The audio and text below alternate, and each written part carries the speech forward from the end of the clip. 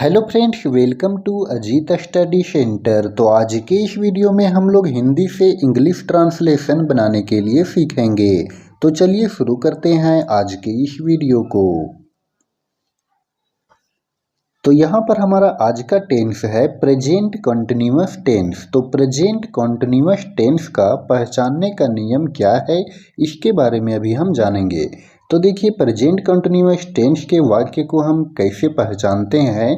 तो उसका पहचानने का नियम है कि जिस वाक्य के अंत में रही है, रहा है, रहे हैं, रहा हूँ इत्यादि लगा रहे, तब हम उसे प्रेजेंट कॉन्टिन्यूअस टेंस का वाक्य समझते हैं। यानी कि इस टेंस से कंटिन्यूटी का बोध होता है। कहने का मतलब ये हुआ कि कोई भी काम को लगातार चलते रहने का प्रक्रिया का बोध होता है। जैसे कि यहाँ पर देखिए, पहला में है रानी कमरे में नाच रही है। यानी कि रानी जो है कमरे में अभी भी वो नाच रही है, नाचने का जो प्रक्रिया है वो अभी भी चल रहा है। वह दिल्ली से आ रहा है, आने का जो क्रिया है वो अभी भी चल रहा है। ठीक है। तो यहाँ पर देखिए, इस तरह के जो टेंस होते हैं उसका बनाने का नियम है subject plus is are am plus V four plus object. यानी कि यहाँ पर समझना है कि सबसे पहले हम लोग सब्जेक्ट को लिखते हैं, उसके बाद helping verb is are am में से किसी भी एक को हम लोग लिखते हैं, और उसके बाद वर्ब का फोर्थ फॉर्म।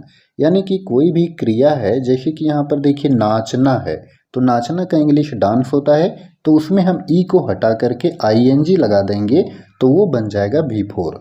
ठीक है। और उसके बाद यहाँ पर ऑब्जेक्ट लगा करके छोड़ देना है, और फिर लास्ट में फुल स्टॉप लगाना है।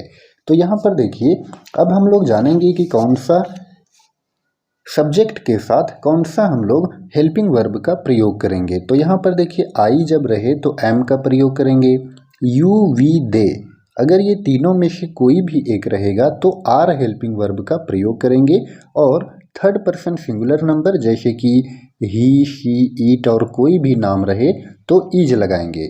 ठीक है। तो चलिए अब हम लोग एक एक करके हिंदी से इंग्लिश ट्रांसलेट को बनाते हैं। तो देखिए, पहला में है कि रानी कमरे में नाच रही है। तो यहाँ पर देखिए एक नाम है रानी, तो रानी जो है वो थर्ड पर्सन सिंगुलर नंबर है और ये एक नाम है। ठीक है। तो कोई भी नाम के साथ इज हेल्पिंग वर्ब का प्रयोग करते हैं। तो रानी इज, उसके बाद यहाँ पर हम लोग वर्ब का फोर्थ फॉर्म का प्रयोग करेंगे। यानी कि यहाँ पर जो क्रिया है यानी कि वर्ब है वो है नाचना। तो नाचना का इंग्लिश होता है डांस, DANCE होता है, लेकिन ई को हटाएंगे तब यहाँ पर ING लगेगा। तो रानी इज डांसिंग। अब यहाँ पर देखना है कि वो कहाँ नाच रही है। तो कमरे में नाच रही है, यानी कि कमरे के अंदर नाच रही है। ठीक है। तो इन द रूम, और फिर फुल स्टॉप लगा देंगे। तो इस तरह से यहाँ पर समझिए, Rani is dancing in the room. Rani कमरे में नाच रही है या तो कमरे के अंदर नाच रही है।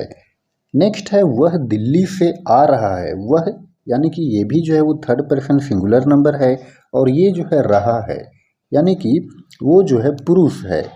ठीक है। तो ही का प्रयोग करेंगे, और ही के साथ भी इज हेल्पिंग वर्ब लगेगा। तो ही इज, यहाँ पर देखिए वर्ब है आना, तो आना का इंग्लिश होता है कम।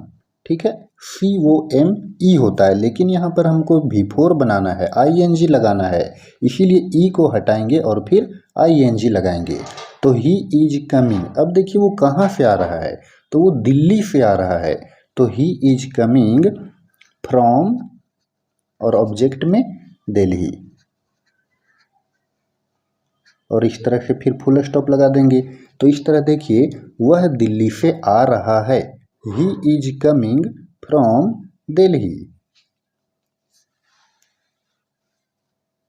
चलिए नेक्स्ट यहाँ पर देखिए, हम लोग बगीचे की ओर जा रहे हैं। हम लोग बगीचे की ओर जा रहे हैं, या तो हम लोग बगीचे की तरफ जा रहे हैं। दोनों का ट्रांसलेट जो है वो एक ही बनेगा। तो देखिए यहाँ पर है सब्जेक्ट में हम लोग, तो हम लोग का इंग्लिश हो जाएगा वी, और वी के साथ हम लोग प्रयोग करते हैं आर हेल्पिंग वर्ब का। तो वी आर उसके बाद देखिए यहाँ पर क्रिया है जाना, तो जाना का इंग्लिश होता है गो, लेकिन बिफोर जब बनाएंगे तो आईएनजी भी लगाएंगे। तो वी आर गोइंग, हम लोग जा रहे हैं, कहाँ जा रहे हैं, तो बगीचे की ओर। तो टू द, कहाँ जा रहे हैं, तो ऑब्जेक्ट में बगीचे, बगीचे का हो जाएगा गार्डन, ठीक है, और फिर फुल स्टॉप।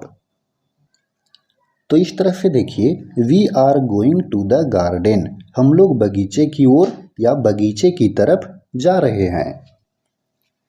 नेक्स्ट है सोहन बेड पर सो रहा है, तो यहाँ पर देखिए सब्जेक्ट में है सोहन, सोहन जो है वो थर्ड पर्सन सिंगुलर नंबर है और ये एक नाम है, ठीक है।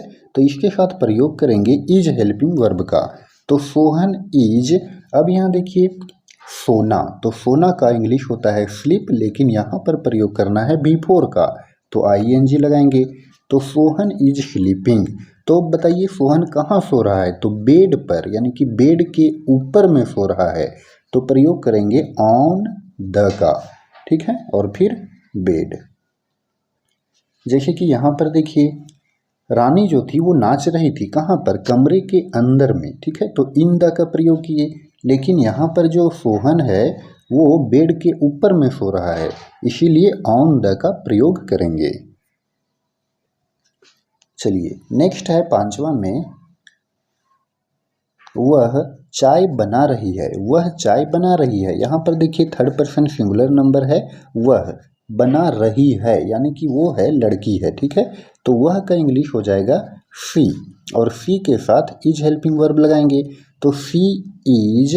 अब यहाँ देखिए चाय बनाना, तो चाय बनाना का इंग्लिश होता है मेक टी, ठीक है, लेकिन यहाँ पर बिफोर का प्रयोग करना है, तो यहाँ पर मेक ना होकर के हो जाएगा मेकिंग, क्योंकि ई को हटा करके और आईएनजी लगाएंगे।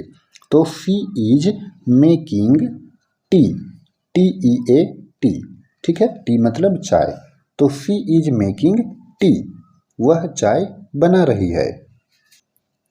नेक्स्ट है छठा में, मैं घंटी बजा रहा हूँ, तो यहाँ पर देखिए सब्जेक्ट में है मैं का इंग्लिश हो जाएगा आई के साथ हम लगाएंगे एम हेल्पिंग वर्ब, तो आई एम। यहाँ पर देखिए बजाना का इंग्लिश होता है रिंग, ठीक है, लेकिन यहाँ पर बिफोर का प्रयोग करेंगे तो आईएनजी भी लगाएंगे, आई एम रिंगिंग, क्या बजा रहे हैं, तो घंटी, ठीक है, तो ये घंटी यानी कि बेल, तो बेल के पहले द का प्रयोग करेंगे और इस तरह से यहाँ पर फुल स्टॉप लगाएंगे। तो देखिए I am ringing the bell, मैं घंटी बजा रहा हूँ। नेक्स्ट है तुम फिर बोल रहे हो, तुम फिर बोल रहे हो, तो यहाँ देखिए सब्जेक्ट में है तुम का इंग्लिश हो जाएगा यू, और यू के साथ प्रयोग करते हैं आर हेल्पिंग वर्ब, तो यू आर। अब यहाँ पर बोलना, यहाँ का जो वर्ब है वो बोलना है, तो बोलना का इंग्लिश होता है स्पीक, तो यहाँ पर आईएनजी भी लगाएंगे क्योंकि यहाँ पर बिफोर का प्रयोग करना है, तो यू आर स्पीकिंग, और यहाँ पर क्या है फिर बोल रहे हो, तो फिर का अगेन, अगेन मीन्स फिर या पुनः, ठीक है, तो यहाँ पर लगा दिए फुल स्टॉप। तो देखिए तुम फिर बोल रहे हो, you are speaking again. Next है हम लोग घर जा रहे हैं, तो हम लोग घर जा रहे हैं, तो हम लोग का इंग्लिश होता है वी, और वी के साथ लगाते हैं आर हेल्पिंग वर्ब, तो वी आर। फिर यहाँ पर वर्ब है जाना, तो जाना का इंग्लिश होता है गो, लेकिन बिफोर का प्रयोग करना है इसीलिए आईएनजी भी लगाएंगे, तो वी आर गोइंग। तो देखिए गोइंग के साथ यहाँ पर हमेशा टू का प्रयोग होता है, तो we are going to house, हम लोग घर जा रहे हैं। तो इस तरह से 8 ट्रांसलेट कंप्लीट हो गया। तो फ्रेंड्स आई होप कि आपको ये 8 ट्रांसलेट हिंदी से इंग्लिश बनाने के लिए आपको अच्छे से समझ में आया होगा। अगर आपको ये वीडियो पसंद आया हो तो आप इस वीडियो को लाइक करें, और चैनल पर नए हो तो चैनल को सब्सक्राइब जरूर करें। धन्यवाद।